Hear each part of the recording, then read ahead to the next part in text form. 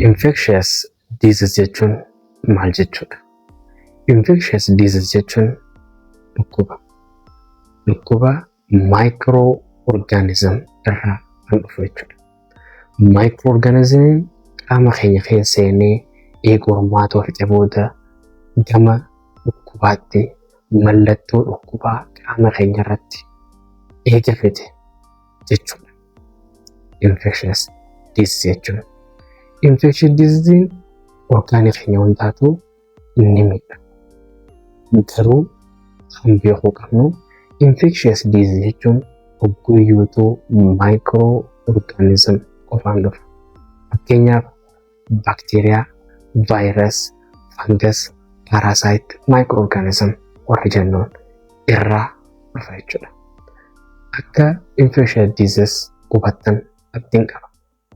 Fayyaan faaya.